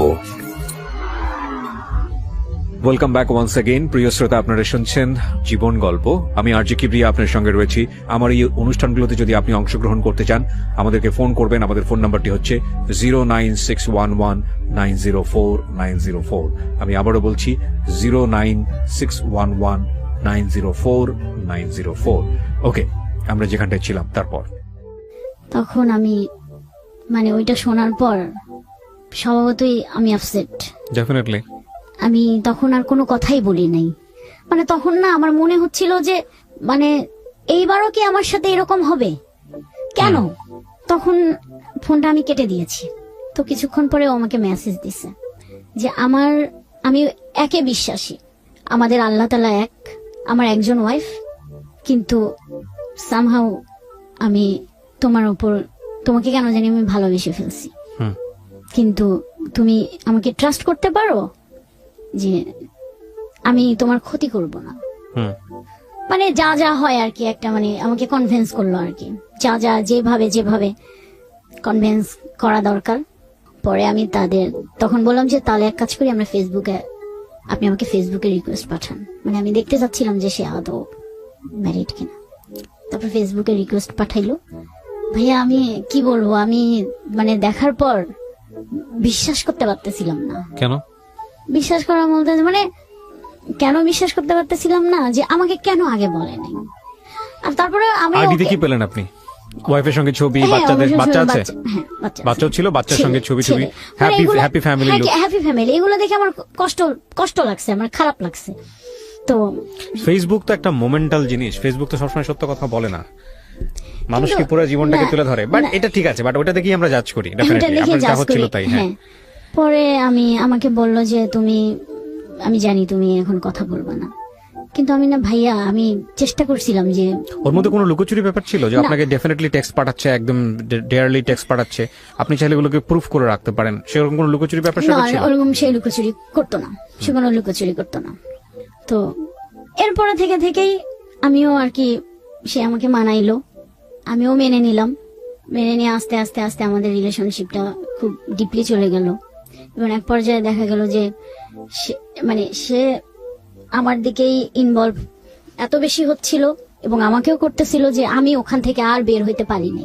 তারপরে কি করলেন? মানে আপনারা আরো এক ধাপ আগাইলেন না পিছাইলেন? তারপরে আমরা আরো এক ধাপ আগাইলাম। তারপরে এখানে একটা বিষয়টা হচ্ছে যে ওই যে রবীন্দ্রনাথের ওই গানের মতো জেনে শুনে বিষ আমি করেছি। জেনে শুনে বিষ আমি করি, কারণ আমি বললাম না আপনাকে যে আমি ওখান থেকে বের হইতে পারতেছিলাম না। এটা কার কাছে শেয়ার করব? মানে এমন একটা পর্যায়ে আমি কারণ শেয়ার করতে পারতেছিলাম না। এর মধ্যে ওর ফ্যামিলি থেকে জেনে গেল। কিভাবে জানলো? এই ওয়াইফ একটা টেক্সট দেখে ফেলছে। দেখে Okay. ফেলার পর বুঝে নেই তো, জানার পর কি হবে, হুম অশান্তি। পরে আমাকে দুপুরবেলা ফোন দিয়ে বলল যে তোমার সাথে আপাতত আমার ক্লোজ হুম সে। আমি বলছি কেন, কারণ কি? বললো যে কোনো কারণ নেই, আদৌ আমি যোগাযোগ করবো কিনা আমি জানি না। হুম আমি ওকে ফাইন, ঠিক আছে। আমার কষ্ট হচ্ছিল, হুম কিন্তু আমার তো এখানে কিছু করার নেই, হুম কি করতাম আমি বলছি জি। ঠিক আছে। তারপরেও সে ইমোশনালি টেক্সট পাঠাচ্ছিল, আমিও পাঠাচ্ছিলাম। হুম। পরে তার ওয়াইফ ও একটা পরে আমার বিকালে সন্ধ্যার দিকে বলল আমার ওয়াইফ তোমার নাম্বার নিয়েছে, তোমাকে হয়তো ফোন দিবে, হুম। আমি কিন্তু এরকম এরকম ভাবে বলছি, তুমি ঠিক এইভাবে বইলো। আচ্ছা। মানে তার দোষ সম্পূর্ণটা আমি আমার ঘাড়ে নিয়েছি। ওকে তো তার ওয়াইফ আমাকে পরের দিন ফোন দিল, দিয়ে আমাকে জিজ্ঞাসা করলো। তখন আমি বললাম যে না, এরকম আসলে তেমন কিছু না। তখন সে বললো যে না, মানে তোমাদের টেক্সট দেখে আমি বুঝতে পেরেছি যে কিছু একটা আছে, তুমি যতই কিছু বলো না কেন। হুম তো পরে আমি বললাম যে না, এরকম কিছু না আসলে, মানে হ্যাঁ আমাদের কথাবার্তা হয়েছে, কিন্তু এখন আর হয় না, স্টপ। হুম পরে বললো যে ঠিক আছে, আমি এটাই যেন চাই, স্টপ হয়ে যাক, এটা যেন আর না আগায়। এরা যেন না আগায়। আর বলছে ওকে ঠিক আছে। পরে আমি তাকে ফোন দিলাম, দিয়ে বললাম যে এরকম ওনার সাথে কথা হয়েছে, তবে উনি বলছে যে না আগায়। তো ঠিক আছে, এর মধ্যে আর 3-4 দিন আমাদের কোনো কথা হয়নি। হুম হঠাৎ একদিন সকালবেলা আমি ওইভাবে আর কি নিজেকে প্রস্তুত করে নিচ্ছিলাম। হঠাৎ একদিন সকালবেলা আমাকে সে দেখি অন্য একটা আইডি থেকে টেক্সট পাঠাইছে, বলছে তুমি এটা অ্যাকসেপ্ট করো, আমি এটা। কোথা থেকে অন্য একটা ফেসবুক থেকে? আইডি, সে একটা ফেক আইডি খুলছে, সেখান থেকে টেক্সট পাঠাইছে, বলছে এখন থেকে কোনো মোবাইলের কন্টাক্ট হবে না। মানে সেও মানে ফিল করতেছিল যে সে ওইটা একটা অভ্যাস হয়ে গেছে, এরকম আমাকে ছাড়া সে থাকতে পারতেছে না, ইয়ে করতে পারতেছে না। আমারও তো এখন, আমি তো তাকে ভালোবাসি, যখন আমি এই ধরনের কথা শুনবো স্বভাবতই আমি উইক হয়ে যাব। হুম আমিও তখন আবার আমাদের এরকম ভালো সময় যাচ্ছে, ইয়ে যাচ্ছে। হুম। তো এরকম করে করে ভাইয়া আসলে কি বলবো, মানে বিষয়টা হচ্ছে এরকম যে আপনি বিষয়টা- গোপনেই সবকিছু মেনটেন করছিলেন। মেনটেন করতেছিলাম গোপনে, হুম এবং তার মধ্যে সে হচ্ছে আমার বাসায় আসা যাওয়া করতেছিল। তখন আপনি আলাদা থাকতেন? আমি আলাদা থাকি। একটা ফ্ল্যাটে আলাদা থাকতেন? হ্যাঁ আমি আলাদা আচ্ছা। থাকি, আমার বাসায় আসা এবং যাওয়া। আপনার বাসায় আসা যাওয়া, আপনাদের ফিউচার কি ছিল? মানে আপনার জায়গা থেকে ফিউচারটা কি মানে ছিল? ফিউচার, মানে ফিউচার এরকমই থাকবো আমরা, যতটুকু পারি মেনটেন করবো। যতটুকু পারি মেনটেন করব। ওকে কারণ সে একটা কথাই সবসময় বলতো যে আমার তোমাকেও লাগবে, তাকেও লাগবে, আমি তাকে ছাড়তে পারবো না, বিকজ তার উপর আমার একটা দায়িত্ব আছে, হুম। বাচ্চা আছে। তোমাকে ছাড়তে পারবো না, তুমি আমার ভালোবাসার জায়গা, মানে একজন আমার দায়িত্বের জায়গা, একজন আমার ভালোবাসার জায়গা। হুম তো এরকম করে করে আমাদের রিলেশনশিপটা এত গভীরে চলে গেল যে যেখান থেকে সেও আর পারতেছিল না বের হইতে, আমিও আর পারতেছিলাম না বের হইতে। হুম অলমোস্ট তখন মনে করেন যে প্রায় 2-2.5 বছর শেষ, হুম। 3 বছর। তখন আমি ওনাকে গিয়ে একটা প্রশ্ন করছি, আমাদের ফিউচার কি, এইভাবে কতদিন? এর মধ্যে সে আমাকে ইনসিস্ট করতেছিল, তুমি যখনই সে কোনো না কোনো ভাবে, এর মধ্যে অনেকবার সে তার ওয়াইফের কাছে ধরা খেয়ে গেছে, আপনাদের বিষয় নিয়ে। আমাদের বিষয়ে ধরা হয়েছে, এবং অনেক ইয়ে হয়েছে। আবার আমি গিয়ে তাদেরকে নানান ভাবে সব দোষ আমার কাঁধে নিয়ে আমি তাদেরকে মিউচুয়ালি করে দিছি। তো পরে একটা সময় গিয়ে আমি তাকে জিজ্ঞাসা করছি যে আমাদের ফিউচার কি। তখন সে বলতেছিল যে আমার এরকম চাচ্ছিলাম আমি অস্ট্রেলিয়া, মানে সে অস্ট্রেলিয়ার যাওয়ার জন্য কাগজপত্র তৈরি করতে, দেশের বাইরে চলে যাবে, তারপর আপনার সাথে ওখানে সেটেল হবে। দেশের বাইরে চলে যাবে। Most common story. হ্যাঁ, দেশের বাইরে Okay. চলে যাবে। পরে তখন বলছে ঠিক আছে দেশের বাইরে চলে যাও, কোনো সমস্যা না, যদিও আমি চাই নাই সে দেশের বাইরে যাক। তো আমি বলছি ঠিক আছে তুমি দেশের বাইরে যাও। ও আমি একটু বলি, এর মধ্যে সে আমাকে যখনই তার ওয়াইফের কাছে ধরা, মানে বিষয়টা চলে আসে, তখন সে আমাকে ইনসিস্ট করে তুমি বিয়ে করো, বিয়ে করো। কিন্তু আমার কথা হলো আমি কেন বিয়ে করব, আমি এত দূর এসে, মানে আমি তো পারবো না আর। শুভা, আপনি আমাকে একটু বলেন আপনার প্ল্যান কি ছিল? ওর ফিউচার প্ল্যান বাদ দেন, আপনার প্ল্যান কি ছিল? আপনি ওকে বিয়ে করবেন? না, আমার ওরকম কোনো প্ল্যান ছিল না ভাই। তাহলে কি আপনি এভাবেই থাকবেন লাইফে? আমি চিন্তা করছিলাম যে দেখি না কি হয়, কি হয়, কি হয়। মানে একটা হাওয়াই মিঠাইয়ের উপরে পুরো জীবনটা ছেড়ে দাও। আমি না, মানে ওখান থেকে অনেক চেষ্টা করছি আমি বের হয়ে আসতে, কিন্তু আমি না বের হয়ে আসতে পারি নাই, মানে পারি নাই বের হয়ে আসতে। চেষ্টা যে করি নাই ভাইয়া তা কিন্তু না, আমি প্রচন্ড চেষ্টা করছি। চেষ্টা মানে কি আপনি আরো কার প্রতি ফলেন হওয়ার চেষ্টা না না করতেছিলেন? না, আমি কারো প্রতি না, মানে আমি নিজে থেকেই নিজেকে মনকে বোঝাচ্ছিলাম যে এটা তো হবে না, মানে এটা তো কোনো ফিউচার নাই। সে আমাকে যতই ভালোবাসুক না কেন, তার একটা ফ্যামিলি আছে, তো তো আমি তো একটা মেয়ে হয়ে একটা ফ্যামিলি তো আমি নষ্ট করতে পারি না। এখানে খুব গুরুত্বপূর্ণ কিছু বিষয় আছে, আপনারা জাজমেন্টাল হবেন না। গুরুত্বপূর্ণ বিষয়টা আমি লাস্টে বলছি যে কেন এই উইকনেসটা গ্রো করলো এবং এই উইকনেসটা গ্রো করলে এটা কতদূর পর্যন্ত যাইতে পারে। কজ একটা মানুষকে ড্রাগ দিলে সেটা কিওর করা যায় হয়তোবা, তার চেয়েও হাই ভলিউমের যদি আমি বলি, ড্রাগের চেয়েও হাই ভলিউম যদি কোনো নেশা থাকে সেটা দিলে অনেক সময় বের করে নিয়ে আসা যায়। বাট ওয়ান থিং যেটা দিলে কিওর করা খুব মুশকিল, পুরো লাইফটা নিয়ে টানাচড়া শুরু হয়ে যায়, সেটা ওনার জীবনে ঘটেছে। উনি হয়তো পরবর্তীতে এগ্রি করবে, সেটা নিয়ে কথা বলবো আমরা একেবারে শেষের দিকে এসে। এর মধ্যে তো এরকম করে করে আমাদের চলতেছে, এর মধ্যে দেখা সাক্ষাৎ মানে সবকিছুই নর্মাল।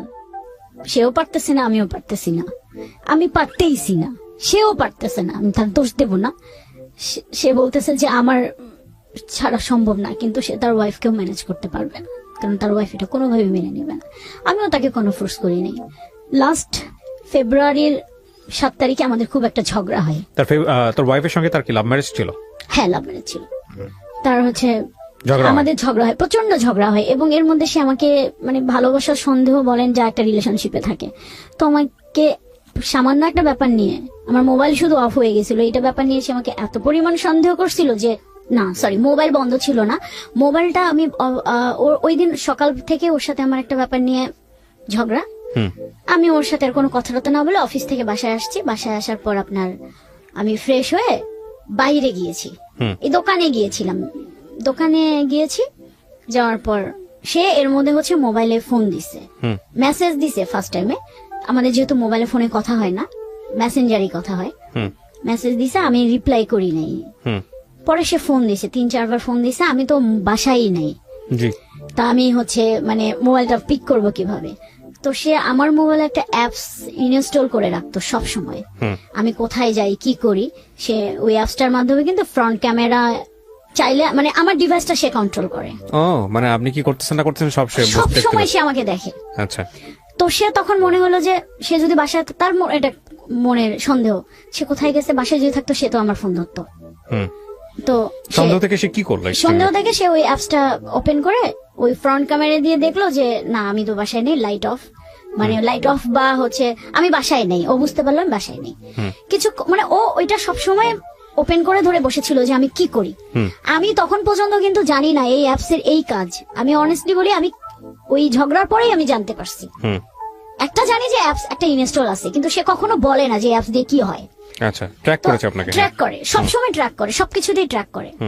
আমি আসলাম, বাসায় আসলাম, আসার পর দেখি অনেকগুলা টেক্সট দেখেই তো আমি বুঝতে পারছি যে আজকে কি হবে, পরিণতি খুবই খারাপ আছে।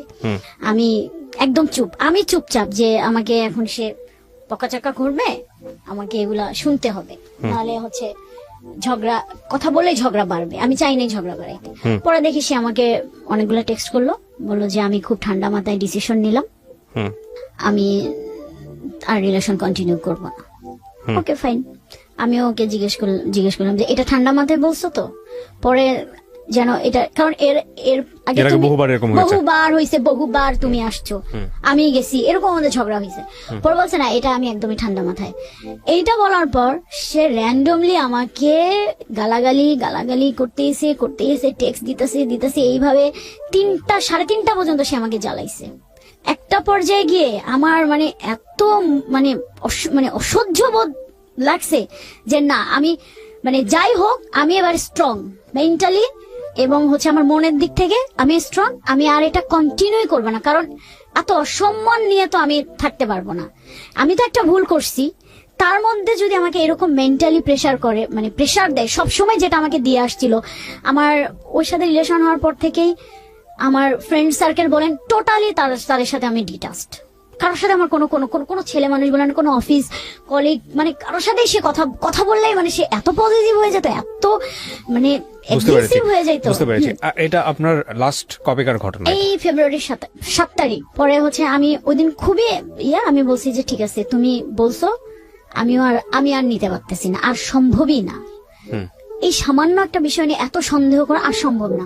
আমি তাকে সবকিছু থেকে ব্লক করে দিছি, হোয়াটসঅ্যাপ, মেসেঞ্জার, মানে ফোন টোন সবকিছু থেকে ব্লক করে।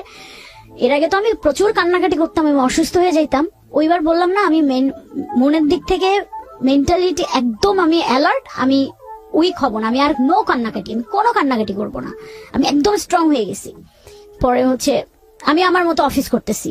এর আগে যতবারই ঝগড়া হইতো আমার মানে আমি আপনাকে বুঝাইতে পারবো না যে আমার মানে কি খারাপ অবস্থা হইতো। মানে আমি অফিস করতে পারতাম না, আমি অসুস্থ হইতাম, আমি আমি বুঝতে পারছি। হ্যাঁ, I দিন know গেছে your যে আমি part. হসপিটালেও আপনি ভর্তি একদম ছিলাম। এন্ডিং এ আসেন, কি করলেন ওর সঙ্গে? আচ্ছা, তারপর আমি বাদ দিয়ে দিছি, আমি সবকিছু থেকে ব্লক। একটা দিন যাইতে না যাইতেই সন্ধ্যাবেলায় সে তার বাসার দারোয়ান কে দিয়ে আমাকে ফোন দিছে, আমি কেটে দিছি। বাবুর তার বাসায় যে রান্না করে বাবুর্চি, তাকে দিয়ে সে ফোন দিছে, আমি কেটে দিছি, কারণ আমি তো এই নাম্বারগুলো জানি, ব্লক করে দিছি।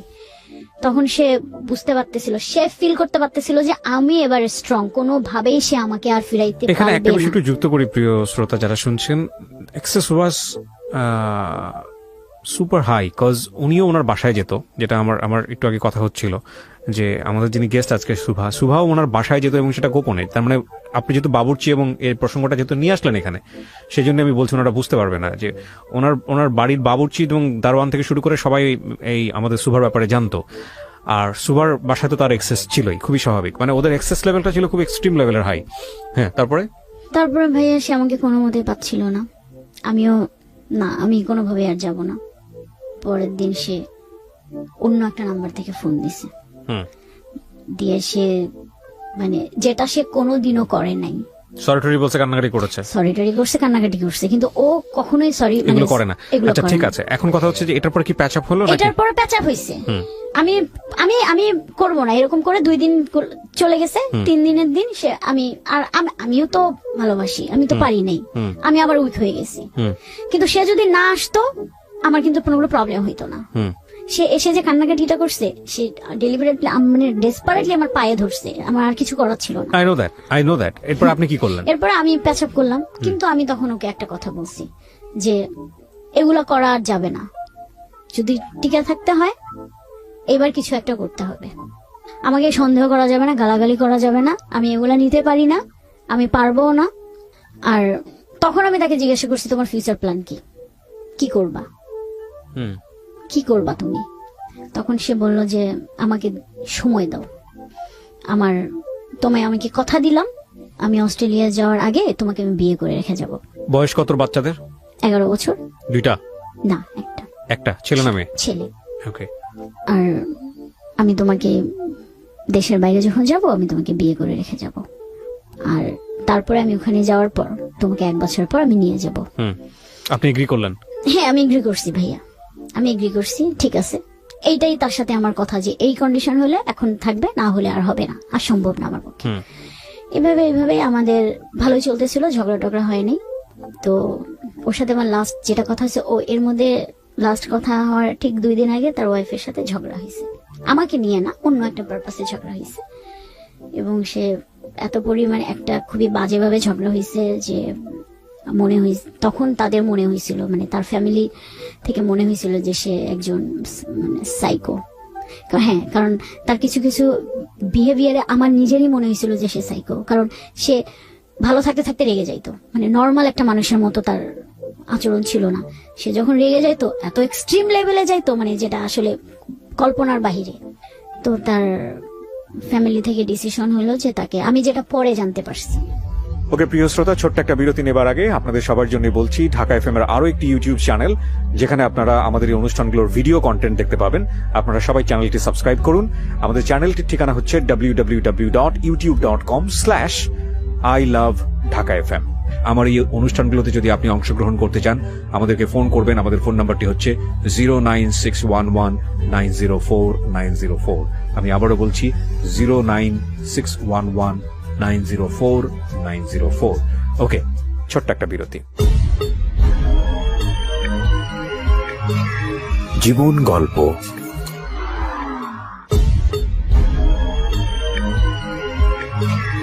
জীবন গল্প।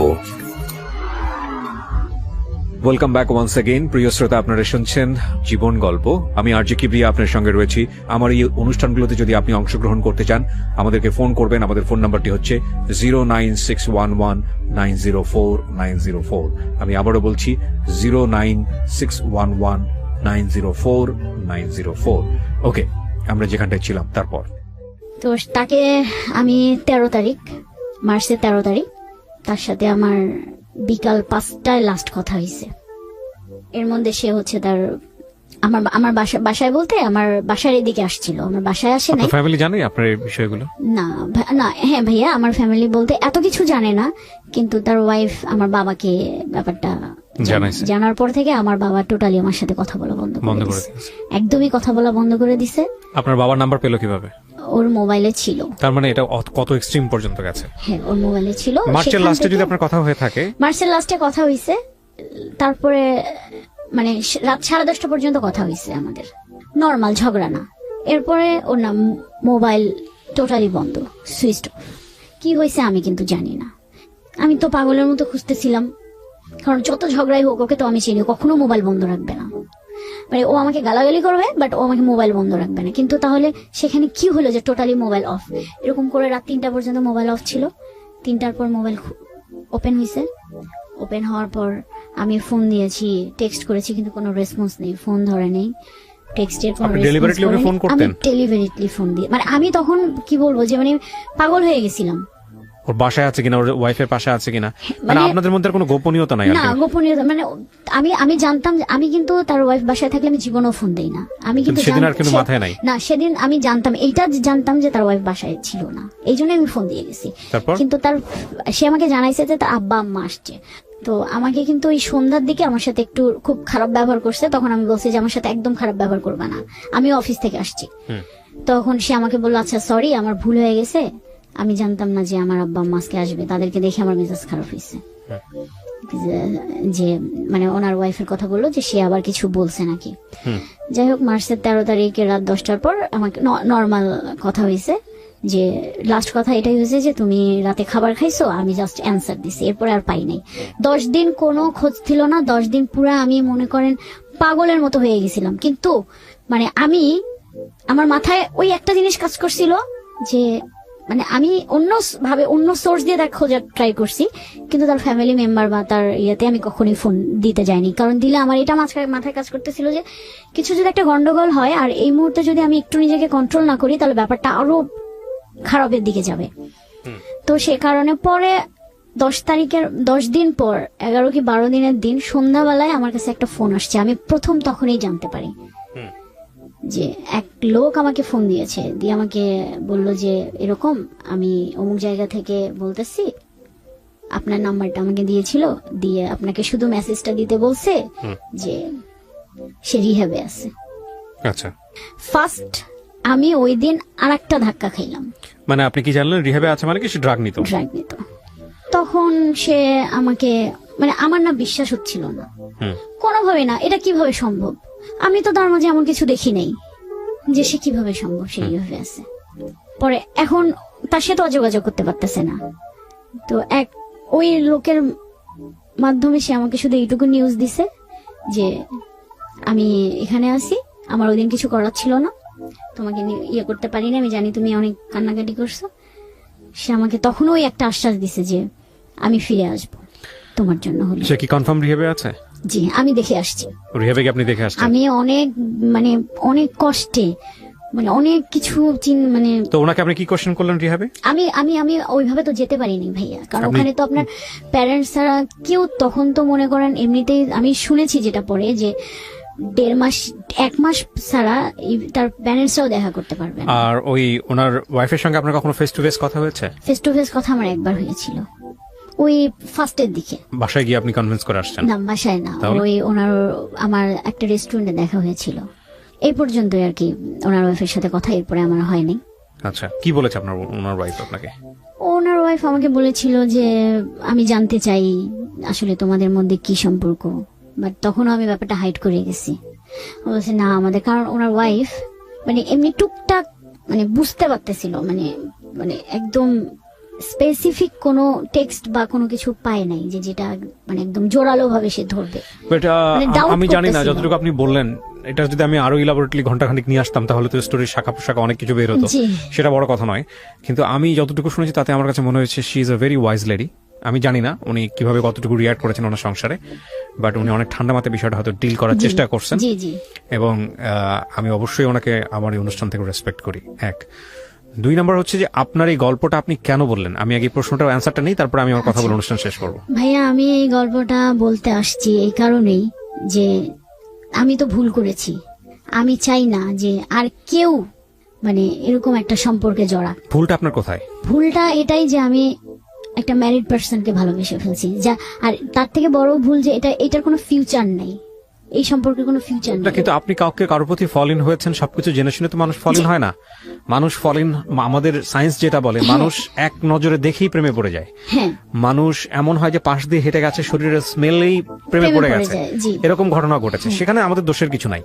কিন্তু আপনি 2 মাস যখন ওনার সঙ্গে এরকম সম্পর্কে থাকার পরে যখন জানতে পারলেন, ও আপনাকে যখন কনফেস করলো যে হি ইজ আ ম্যারিড গাই, তখন আপনি আপনার এই ইলিউশনের জায়গা থেকে হোক, ভালোবাসার জায়গা থেকে হোক, আপনি ওখান থেকে বের হয়ে আসতে পারেন নাই।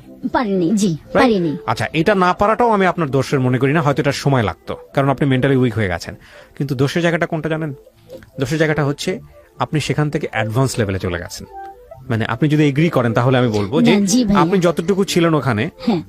তখন থেকে যদি আপনি আরেকটু সামনের দিকে না যেতেন, যেটা হয়তো আমি একদম খোলামেলা ভাবে বলছি না, যেটা হাজবেন্ড ওয়াইফ টাইপের রিলেশনশিপে চলে যাওয়া এবং ওইভাবেই লাইফ লিড করা, ওই জায়গাটায় আপনি যদি না যেতেন তাহলে ডিপেন্ডেন্সিটা একটু হলেও কম হতো।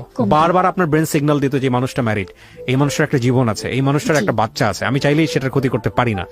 জি। সো আপনি যেহেতু ওইভাবে ইনভলভ না হলে, তাহলে আপনি হয়তো ধীরে ধীরে ওখান থেকে ধীরে ধীরে স্কেপ করতে পারতেন, escape করতে পারতাম, এবং জি। সেটা খুব ওয়াইজ ডিসিশন হতো। হ্যাঁ, কিন্তু না যেটা করে আমি আপনি আরো এক ধাপ ভিতরে এক চলে ধাপ গেছেন, ভিতরে গেছি। এবং ওই একদম জেনে শুনে বিষ পান করছেন যা থাকে কপালে। হ্যাঁ, এরকম। যা থেকে কপালে। এটা ভয়ঙ্কর রকমের ভুল সিদ্ধান্ত। হ্যাঁ, তো যেটার মানে মাসুল যেটা আমাকে এখন দিতে হচ্ছে, আমি জানি না, হয়তো আরো সামনে দিতে হবে, কারণ আমার সব থেকে মানে যে মাসুলটা আমি দিচ্ছি যে আমার বাবা আমার সাথে কথা বলে না। না, ডেফিনেটলি আপনার বাবা আপনার সঙ্গে কথা বলে না, সেটার যথেষ্ট লজিক আছে। আর হ্যাঁ, দ্বিতীয় কথা হচ্ছে যে দেখেন, আমি তো নিজেও বাবা, প্রত্যেকটা বাবাই কিন্তু তার সন্তানকে নিয়ে অনেক বড় স্বপ্ন দেখে। হ্যাঁ, ধাপে ধাপে অনেকবার তার সে স্বপ্ন ভেঙেছেন আপনি, জি জি ভাইয়া। এবং অ্যাটলিস্ট আপনি ভালো আছেন সেটা আপনার বাবা দেখতে চাইবে। কিন্তু যে ধরনের সম্পর্কে আপনি জড়িয়ে গেছেন, হ্যাঁ। আমি নিশ্চিত এই ছেলেটা যদি কালকে রিহাব থেকে বের হয়ে এসে আপনার সামনে দাঁড়ায়, আপনি টালমাটাল অবস্থায় চলে যাবেন, আপনি আবার তার প্রতি ফলেন হবেন। একটা জিনিস, এই ধরনের সম্পর্ক সাধারণত কিভাবে নষ্ট হয় আমি বলি। আমার শোনা যারা এখানে গল্প বলেছেন সেই জায়গা থেকে বা সারাউন্ডিং থেকে আমি যতটুকু জানি, ভয়ঙ্কর রকম ভাবে একটা দুর্ঘটনা, সাধারণত কমন 4-5টা সিনারিও বলতেছি। 2 নাম্বার যেটা হচ্ছে সুইচিং করা, মানে একটা সম্পর্কে থাকার পরে আরেকটা সম্পর্কে মুভ করা, যেটা সবচেয়ে ইজিয়েস্ট ওয়ে।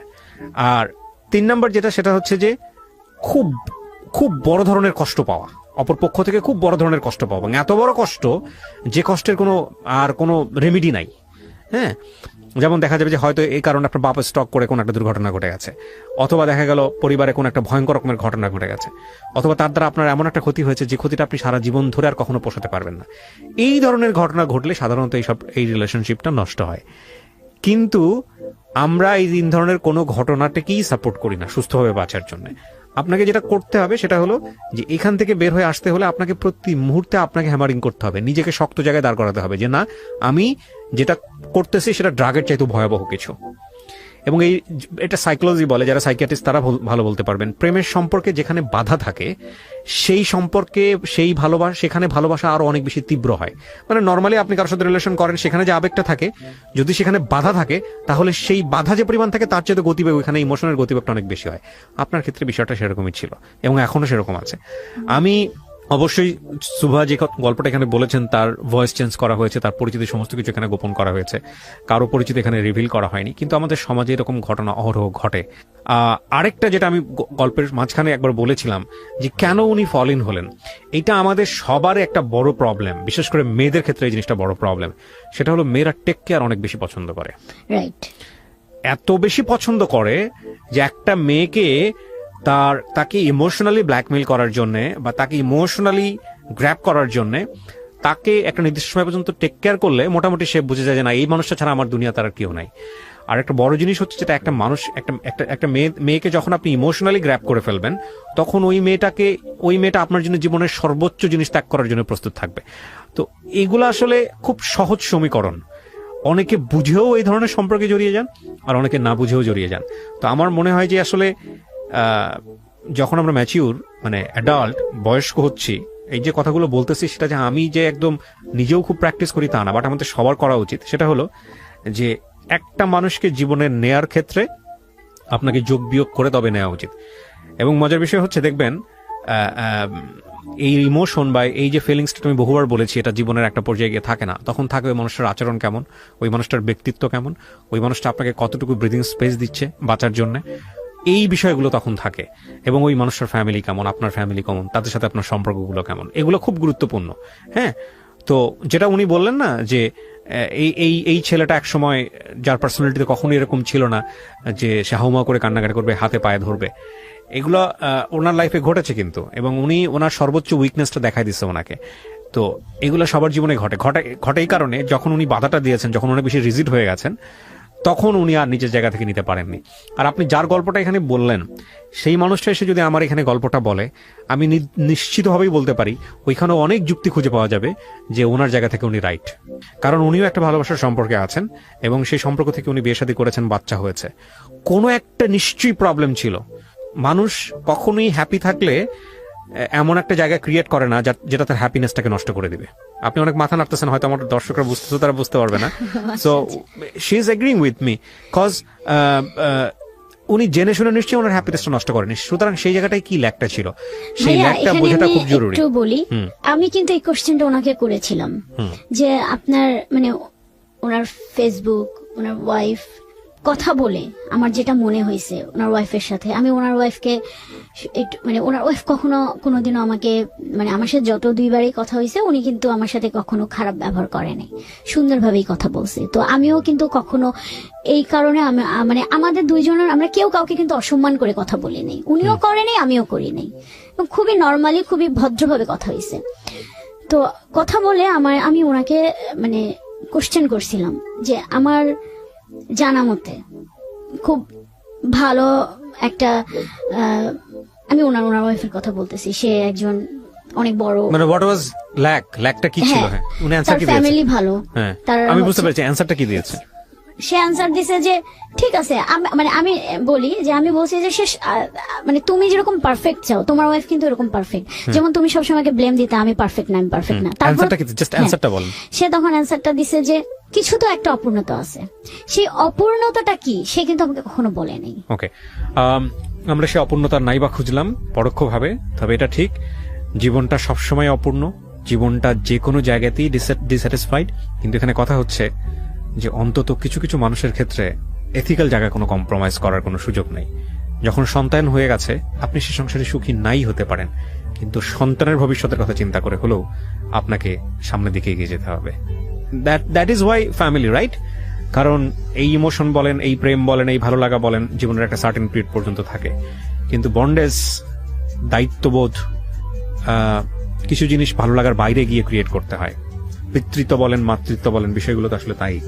তো সেই জায়গাটা থেকে আমার মনে হয় যে অস্ট্রেলিয়া যাওয়ার ডিসিশনটা থেকে আপনার সরে আসা উচিত। যদি সে রিহ্যাব থেকে ব্যাক করে, আমি আপনাকে বলবো definitely that will not be wise decision. কারণ আপনি একটা খুব সহজ একটা উদাহরণ দিয়ে আমি অনুষ্ঠানটা শেষ করতে চাই। আপনি জাস্ট তার ওয়াইফের জায়গাটা চিন্তা করেন। অস্ট্রেলিয়া যাওয়ার পরে যদি সে আরেকজনের প্রতি ফল ইন হয় এভাবে, আপনার ফিউচারটা কি হবে? সো আপনি একজন ওয়ার্কিং লেডি, রাইট? আপনি পয়সা রোজগার করেন, আপনি নিজের ডিসিশন নিজে দিতে পারেন। সেই জায়গা থেকে আপনার জন্য খুব কঠিন কিছু হবে না তার কাছ থেকে বের হয়ে আসার জন্য, because you can choose your life. আপনাকে কেউ জবরদস্তি করে অন্য একটা জায়গায় বিয়ে দেবে না, আপনি হয়তো স্পেস নিতে পারবেন। কিন্তু একইভাবে সত্য, এই ফ্রিডমটাও আপনাকে ভুল করতে বাধ্য করতে পারে। কারণ যেহেতু আপনি কারোর উপর ডিপেন্ডেন্ট না, আপনার ফ্যামিলির উপর ডিপেন্ডেন্ট না, আপনি ইচ্ছে করলে চাইলেই আপনি ওকে বিয়ে করে ফেলতে পারবেন যদি ও রাজি থাকে, আপনি রাজি থাকেন। সো এই জায়গাটা থেকে এইরকম ভুল না করাটাও একটা ওয়াইজ ডিসিশন হবে। সো প্রিয় দর্শক এবং শ্রোতা, আজকে উনি অকপটে স্বীকার করেছেন, রেডিও পার্সপেক্টিভ থেকে যতটুকু পরিমাণ সম্ভব পরিচয় গোপন করে আমরা গল্পটা তুলে ধরেছি। এই গল্পের সেকেন্ড পার্টটা এটা আরো ভয়াবহ, যেটা ওনার জীবনে আসেনি, সেটা অনেকের জীবনেই হয়েছে, আমি নিশ্চিতভাবেই বলতে পারি। কারণ এটা এই গল্পটা কারো কারো জীবনে ফার্স্ট পার্ট, যারা আজকে এই গল্পটা শুনলেন। সেকেন্ড পার্টটা নিশ্চিতভাবেই এরকম যে সে হয়তো বিয়ে করবে, এবং বিয়ে করার পরে তার যে জীবনটা হবে সেটা হবে বিষময় জীবন। আমরা সেই সেকেন্ড পার্টটা দেখতে চাই না কারো কারো জীবনে। যারা ঘটে গেছে তারাই বুঝবেন যে আমাদের সুভা আসলে কত বড় প্রবলেমের মধ্যে আছেন। সো সম্পর্ক যে জায়গাটাই থাকুক না কেন, যদি কখনো ভুল আবিষ্কার করেন আপনি যে না এই সম্পর্কটা ভুল, তাহলে আপনি সেখানে পজ দেবেন। প্রথম কাজ হচ্ছে পজ দেওয়া, যে না স্টপ, আমি ব্রেক করতেছি না, বাট স্টপ, এখান থেকে আমি সামনের দিকে আর আগাবো না, এখান থেকে আর একটা পাও আমি সামনের দিকে আগাবো না। আমি ব্রেক করতেছি না, বাট নতুন কোনো কিছু যোগ করবো না। তারপরে আপনি প্রতি মুহূর্তেই চেষ্টা করেন যতটুকু আমি ক্লাইম্ব করেছি, যতটুকু আমি উচ্চতায় উঠেছি, এতটুকু আমি নামবো কিভাবে। আপনি রশিটা ছেড়ে দিয়েন না, যদি একটা আমি পর্বতের সাথে তুলনা করি, পাহাড়ের সাথে তুলনা করি, আপনি রশিটা ছেড়ে দেন না, কারণ নিচে পরে আপনি ভেঙে যাবেন। বাট আপনি চেষ্টা করেন প্রতিদিন একটু একটু করে নামার জন্য, ওখান থেকে ফিরে আসার জন্য, একটু একটু করে ট্রাই করার জন্য, তাহলে হয়তো আপনি